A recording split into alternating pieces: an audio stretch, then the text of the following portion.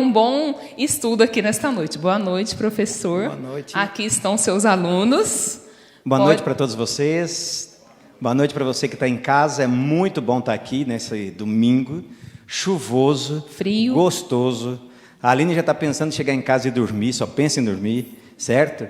Então, assim, né, Aline? Para nós está chique demais, não tá? Sim. Então vamos nessa. Vamos orar? Querido Papai do Céu, muito obrigado porque nós estamos mais uma vez dando início a um estudo que é um estudo que tem perturbado muitas pessoas, muitas dúvidas, mas a sua palavra ela é muito clara. Nós que temos dificuldades de explicar e também de entender. Por isso necessitamos do Espírito Santo, guiando, conduzindo a nossa mente, as palavras, para que tudo seja, Senhor Deus, entendido, compreendido, segundo a Tua palavra. Esteja conosco, é o que nós pedimos e agradecemos por Jesus. Amém. Bom, hoje nós vamos estar só no YouTube, você que está aí. Nós tivemos um problema sério ontem com os equipamentos, então nós não tivemos ontem transmissão, certo? Hoje nós vamos ter transmissão no YouTube, tá bom? Está um pouco precário, mas a gente vai estar firme. Aqui nós estamos tudo ao vivo, né? Ao vivo e a cores, ou quase a cores, né? Eu só tenho uma cor só, e essa é a minha. Mas aí você consegue ver as cores aqui do painel, tá certo? Semana passada, o slide, vocês botam para mim, eu esqueci de colocar os slides ali, isso, parte 2. Semana passada nós entendemos um pouquinho a filosofia, certo? Envolvendo a questão da mortalidade. Nós vimos que o conceito grego não pode ser usado na compreensão, na antropologia, no conhecimento, na compreensão, no conceito hebraico. Então, Cullmann, nós lemos um pouquinho sobre Cullmann, que diz o seguinte: a antropologia do Novo Testamento não é grega, mas está conectada com as concepções judaicas. Para os conceitos do corpo, alma, carne e espírito, o Novo Testamento usa, sem dúvidas, as mesmas palavras usadas pelos filósofos gregos. Palavras, certo? E ele finaliza: mas elas significam algo bem diferente. E compreendemos todo o Novo Testamento distorcidamente, se a gente compreender de forma grega, quando construímos o conceito apenas do ponto de vista dos filósofos gregos, da compreensão grega, o que acontece? Muitas incompreensões surgem assim. O maior problema hoje, quando a gente estuda o Novo Testamento, é que a gente está estudando o Novo Testamento, que está escrito no grego, com a concepção grega. E a gente esquece que quem está falando é um judeu. Então eu tenho que pensar o quê? O pensamento é judeu, escrito com palavras gregas. Tá certo? Então vamos lá. Pergunta 1. Eu disse que nós íamos partir para a Bíblia agora com tudo, então vamos lá. Pergunta 1. Que material Deus usou para criar o homem? É muito importante nós entendermos isso, porque se eu entendo como foi feito, eu também entendo como se desfaz, certo? Se eu uso água e sabão, se eu desmisturo, tem que sair o que? Água e sabão? Não é assim? No ser humano não é diferente. Veja só, vamos lá. Gênesis 2:7 diz assim: então formou quem? O Senhor Deus, o homem da onde? Do pó da terra, e lhe soprou nas narinas o quê? O fôlego de vida. E o homem agora que tem pó da terra, mais fôlego de vida, passou a ser chamado como? Alma vivente. Então vamos lá, é importante entendermos isso. Semana passada eu trouxe uma boneca, eu esqueci de trazer ela, porque eu queria que quando a boneca estivesse aqui, a Aline ficasse soprando nela até ela respirar, certo? Só para a gente entender. Mas pensa assim, uma boneca, você pega uma boneca todinha de plástico, faz de conta que o plástico é o barro. Se você só tem a boneca inerte, ela é uma pessoa viva? Ela é uma boneca inerte. Agora, se você soprar e essa boneca respirar, pensar, agir, andar, sorrir. Ela agora deixa de ser uma simples boneca e passa a ser um ser humano. Você que está em casa, você que está aqui, como Deus criou o ser humano? Nós temos que entender isso. Nós temos que tirar a filosofia grega que diz que nós somos dualistas. Dentro de mim existe uma alma boa e esse corpo ou essa matéria é ruim. Isso é grego, isso não é bíblico. Biblicamente, o meu corpo é o templo do Espírito Santo. Se o meu corpo é o templo do Espírito Santo, ele brilha em mim, ele reina em mim. Então veja só, Deus constrói um boneco, era só um boneco de barro. Aí Deus chega e faz assim, ó. Esse ar que sai da boca de Deus é chamado de vida. Certo? Porque junto com esse ar que Adão fez assim e começou a respirar, Deus deu toda a capacidade do ser humano de viver, reproduzir. Vocês entendem? É só isso.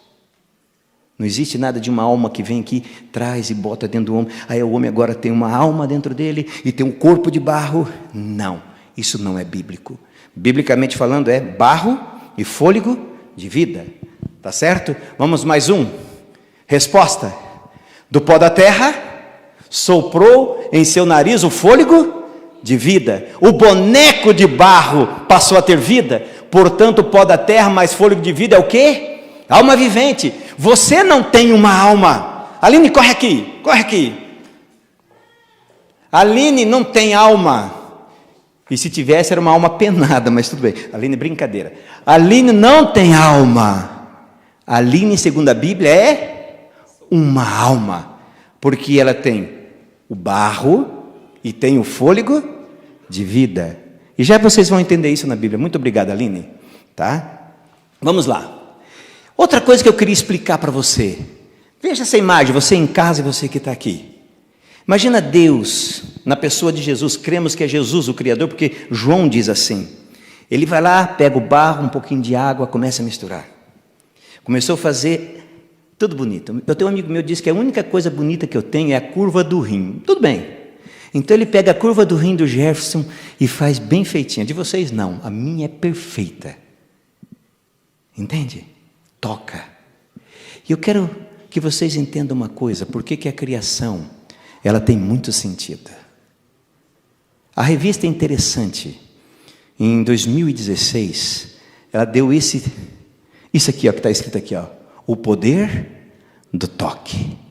Você já abraçou alguém hoje? Se não, ainda é tempo. Pesquisas revelam que o contato físico tem o poder de aliviar o quê? O estresse, de curar doenças e até mesmo diminuir a violência. Você já viu que quando você vai a um velório e tem alguém desesperado, é amigo seu.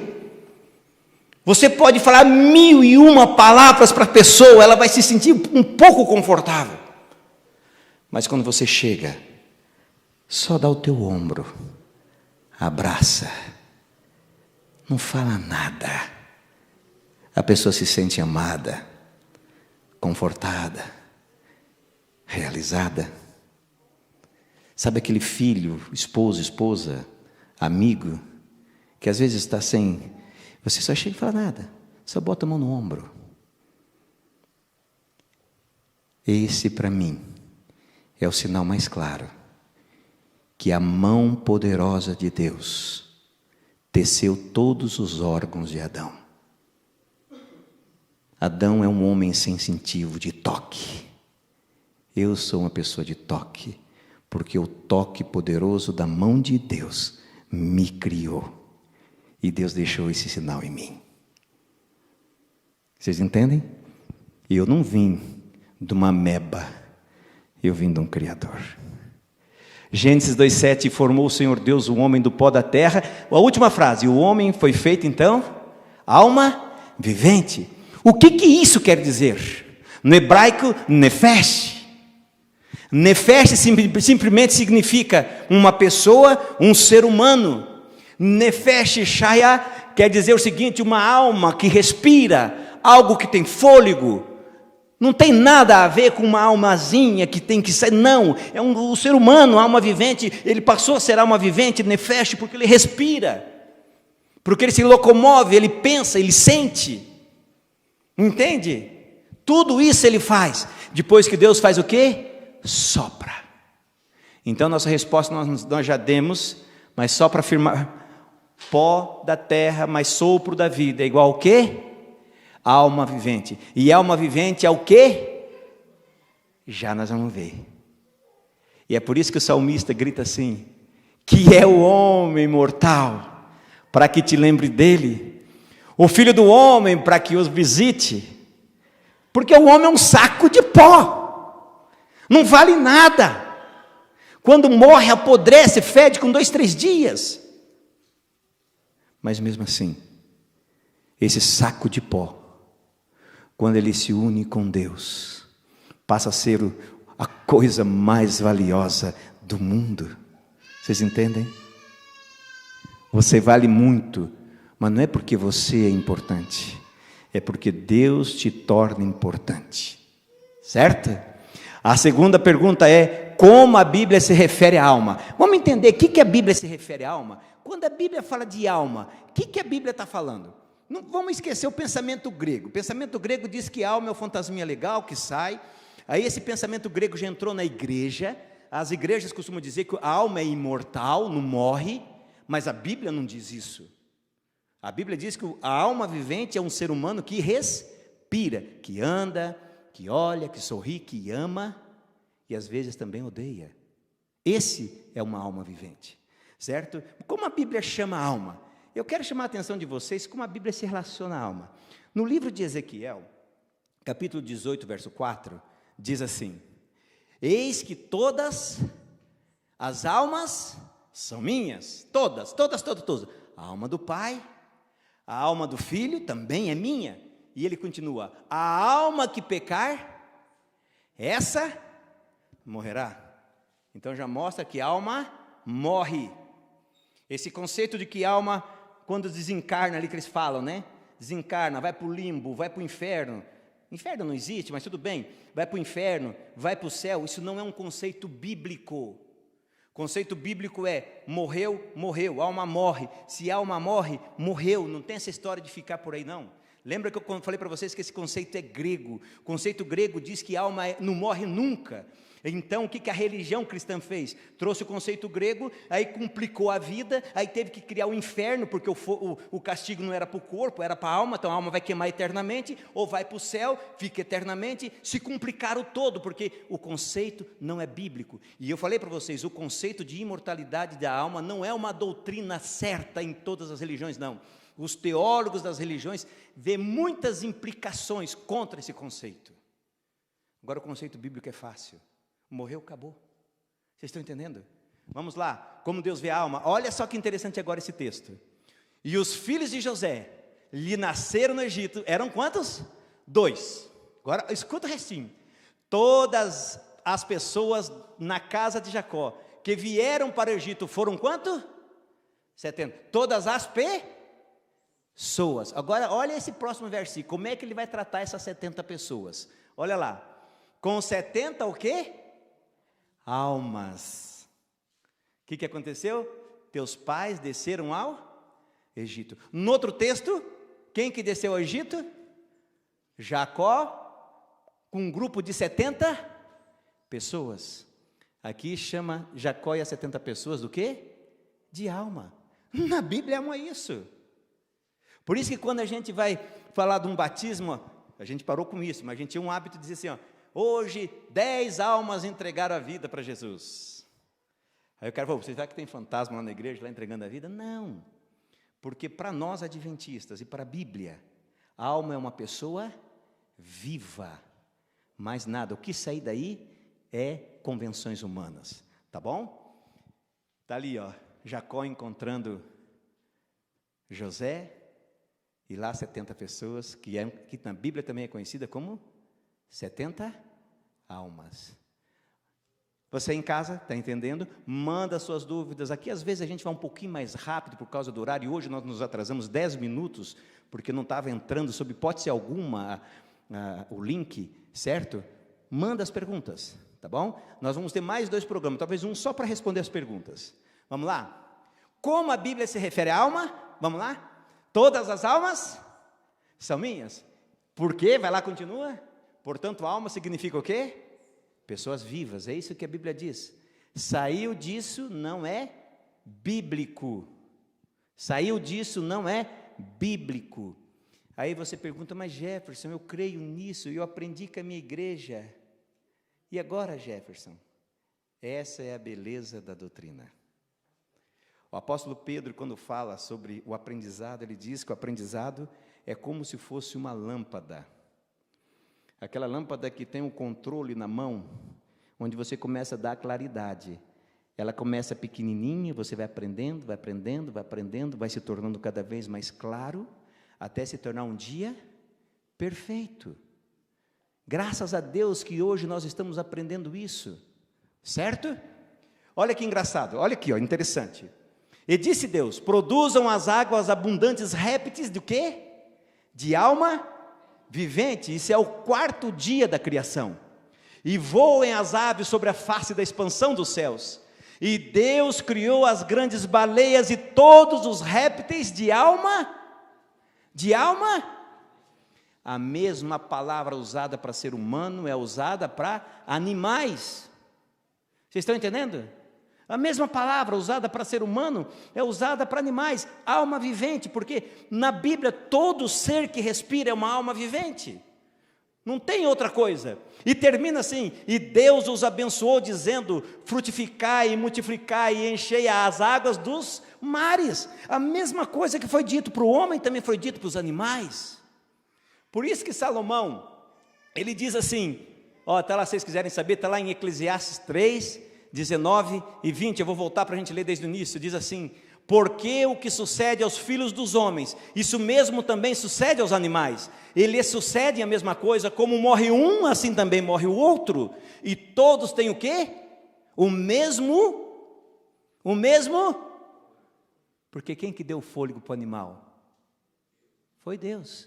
Quem que deu para o ser humano? Foi Deus. Tá certo?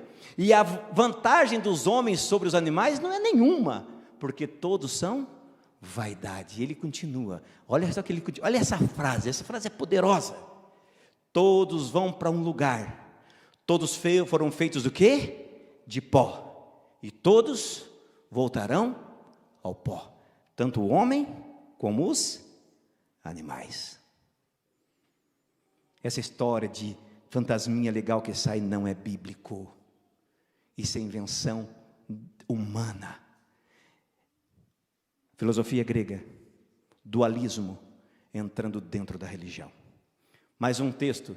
E expirou toda a carne que se movia sobre a terra, tanto da ave como do gado, das feras e do réptil, isso é do dilúvio, que se arrasta sobre toda a terra, todo homem, que se arrasta sobre a terra e todo homem também, tá?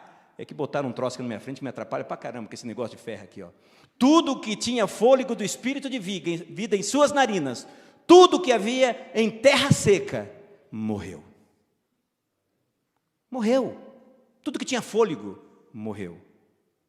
Não tem nada que ficou flutuando, voando, porque esse conceito não é bíblico.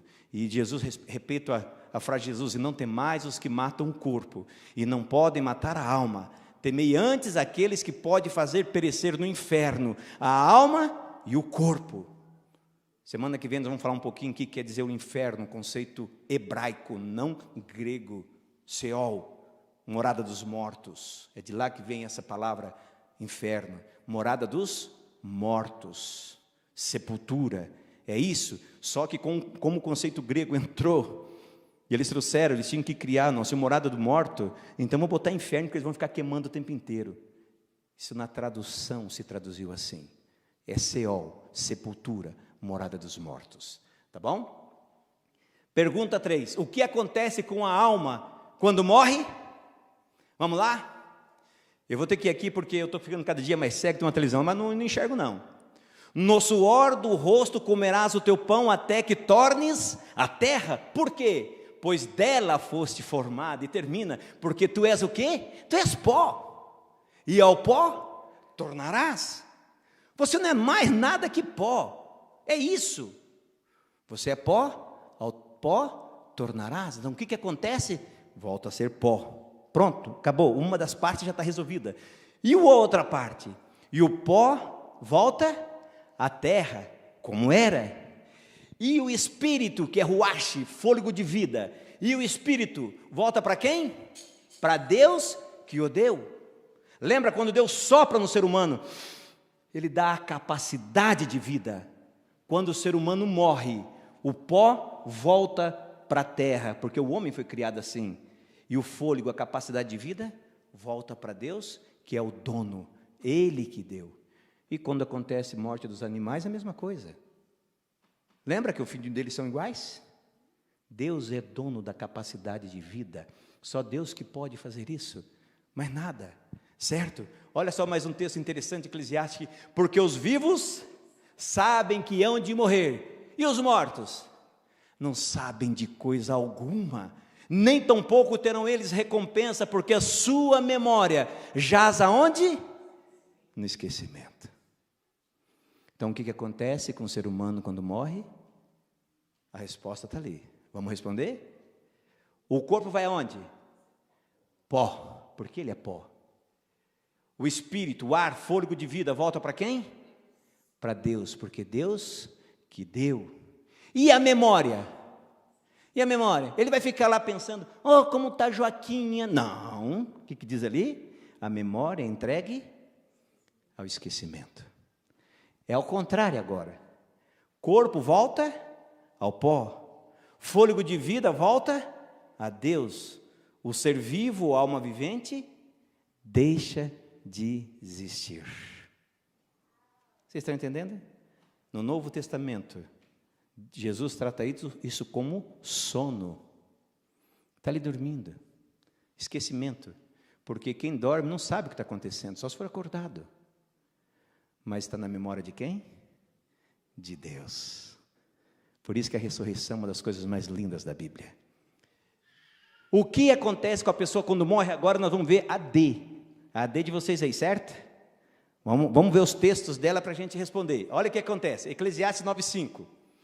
Porque os vivos, nós acabamos de ler, sabem que hão de morrer, mas os mortos não sabem coisa nenhuma. Nem tão pouco tem eles o quê? Recompensa, não tem nada. E a sua memória jaz aonde? No esquecimento. Então, recompensa, memória, não tem mais. Acabou. Olha o que o outro texto diz. Tudo quanto vier à mão, faz o quê? Faze-o conforme a tua força, faça bem feito. É isso que ele está dizendo. Sabe por que é para fazer bem feito? Porque no além, para onde tu vais, não há obra nenhuma, nem projetos, nem conhecimento, nem sabedoria alguma. Quando a pessoa morre, morre tudo.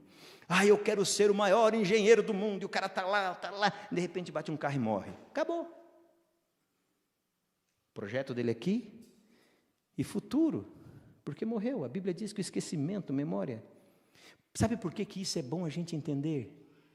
A gente às vezes sofre, porque morre uma pessoa que a gente ama, e a gente fica assim, onde que ela está? Será que ela está no céu? Será que ela está no inferno? Será que ela está no purgatório? A Bíblia diz que não, ela está descansando, esperando a recompensa. Nós vamos estudar sobre isso. Esperando, nós já estudamos um pouquinho, Adriano falou sobre isso, esperando a recompensa. Se a pessoa for obediente a Deus, amou a Deus, quando Jesus vier, vai ressuscitá-la e levar para o céu. Se não, depois do milênio, Jesus vai vir ressuscitar todos os ímpios e vai ter o fogo eterno. E esse fogo eterno não é um fogo que vai queimar, porque esse é um conceito grego. O fogo eterno, ele queima até acabar o combustível. Acabou. Aqueles que morrerem ali nunca mais voltarão a viver. É isso que a Bíblia explica. O resto é filosofia, é diabólico. Sabe por que é diabólico? Eu não botei esse texto aqui, vou tratar um pouco ele no último dia. Porque quem disse que a alma não morre foi o diabo, e foi lá no Éden. Deus disse para Adão, não coma porque você vai morrer. O diabo fez a primeira manifestação espírita, se encarnou numa serpente e pregou a grande mentira que está até hoje. Deus diz que você morre, Deus não entende coisa nenhuma. Você não morre, você vai ser que nem Deus. É o que a nova era prega, é o que o budismo prega, que o espiritismo prega. Você vai ser que nem Deus, você vai se reencarnar, se tornar uma pessoa boa, fantástica. Você vai ser maravilhosa. Isso não é bíblico, isso é diabólico. Sabe por que é diabólico? Porque quando você morre, seu destino já está certo, salvo ou perdido. E se você ficar crendo nessas coisas de reencarnação, de melhoramento, você vai pensar, não, eu vou ser mais ou menos nessa vida, vou encarnar melhorzinho na outra, e depois você vai morrer perdido. Satanás sabe disso. Por isso que é importante entendermos que a pessoa é aqui, é hoje, é enquanto eu estiver vivo, que eu tenho que ter um relacionamento com Deus, pessoal com Deus. O outro texto: tal como a nuvem se desfaz e passa, aquele que desce à sepultura jamais tornará a subir, nunca mais tornará a tua casa, nem no lugar onde habita o conhecerá. Mas Jefferson, eu ouvi falar que o pai do outro que morreu voltou. Semana que vem nós vamos falar sobre quem que voltou, se foi o pai realmente, ou se foi um anjo mau, um anjo de Satanás, que se transforma. Sabe aqueles segredinhos que vocês têm? Sabe tudo. Sabe aquelas coisinhas que você confidenciou, para depois dizer para você, olha, você lembra aquela coisinha que só eu e você sabe? Você está entendendo? Nós estamos lidando com um anjo poderoso, que está aqui para enganar. Vocês estão me entendendo? Continuando, então vamos lá. O que acontece com a pessoa quando morre? Para onde vai a pessoa após a morte? Céu, inferno, sepultura, flutua no ar. Sepultura. Como é que está meu horário? Eu comecei atrasado hoje. Já passei 10 minutos? Joel, cadê o Joel? Eu tenho 5 minutos? Só para a gente encerrar. Vamos lá. Tem os mortos conhecimento de alguma coisa? Até agora, vocês estão falando que não, mas eu não escutei a Bíblia falar, ela já falou. Mas vamos um pouquinho mais. Certo? Porque na morte não há lembrança de ti. No sepulcro, quem te louvará? Olha o que a Bíblia fala. Lembrança. Certo? Mais um pouquinho. Salmos 88. Mostrará tu maravilhas aos mortos? Ou os mortos te louvarão e te louvarão? Se levantarão e te louvarão? Será anunciada a tua benignidade na sepultura? Ou a tua fidelidade na perdição? Saber-se-ão as tuas maravilhas nas trevas e a tua justiça na terra do esquecimento. Por que vem aquelas perguntas? Porque o salmista tinha certeza que a sepultura, esquecimento, ninguém tem mais lembrança. Vocês estão entendendo como a Bíblia ela choca com essas teorias malucas? Desculpa, mas Jefferson, eu creio assim, graças a Deus que tem um aprendizado para a gente aprender novas doutrinas. Salmo 115, 17 diz: os mortos não louvam ao Senhor, e nem os que descem ao silêncio. Por que não louvam? Porque é silêncio, é esquecimento. Você que está em casa, vocês estão entendendo? É esquecimento, você não tem mais lembrança de nada, já foi, certo? Porém, 2 Samuel 12, 23, quando morre um filho de Davi, que ele chorava por esse filho o tempo inteiro, jejuava pelo filho, olha o que ele disse quando morreu o filho dele: porém agora que está morta, por que jejuaria eu? Poderei eu fazê-la voltar? Aí ele responde: eu irei a ela, porém ela não voltará para mim. Por que ele disse que eu iria a ela? Porque ele ia morrer, ia ser sepultado. Vocês estão entendendo como a Bíblia ela é muito clara nesse assunto? Mas a gente precisa às vezes de alguém chamando a atenção a gente para esses textos, né? Jó 14, 21 diz: os seus filhos recebem honra, sem que ele o saiba, são humilhados sem que ele o perceba. Aquela história que quando a pessoa morre, meu pai está lá no céu olhando por nós, a mamãe está lá no céu olhando por nós. Isso não existe. Isso não existe. Está morta, está no esquecimento, está na sepultura, esperando o galardão, que tanto o credo católico diz, como nós adventistas dizemos. A recompensa só virá quando Jesus voltar. O credo católico diz isso. Qualquer coisa fora disso é invenção humana, doutrina de homens, não doutrina de Deus. Tá? Nós já estamos finalizando, eu peço perdão para vocês. Morrendo eles, não tornará a viver, falecendo não ressuscitarão. Por isso os visitastes e destruístes, e apagaste toda a sua memória. Em casa você vai mais 3 versinhos para frente, 17 por ali assim, sabe o que vai estar dizendo? Aí ele vai dizer, Isaías, sobre a ressurreição. Vocês estão entendendo? Ressurreição. Então, o que acontece com a pessoa quando morre? O que acontece? Esse é para a semana que vem. Esse é para a semana que vem. Ó, semana que vem não vai ter coisa chique. Vocês estão vendo ali? Eu quero encerrar aqui. A gente vai rápido aqui porque nós não temos o poder da síntese, certo? E precisamos continuar a programação. Mas esse assunto, quando eu vou para uma pessoa e a gente começa a conversar, é um assunto que vai entre 1h40 a 2 horas. Certo? Mas é isso aqui, nós dividimos em 4 sessões. O que eu quero que você entenda da sessão de hoje é o seguinte: alma na Bíblia é pessoa viva. O ser humano é feito de barro e fôlego de vida. Quando morre, barro, pó. Capacidade de vida volta para Deus. Memória jaz no esquecimento. Não tem parte nenhuma com o que acontece aqui na terra. Isso é bíblico. Saiu disso, é diabólico.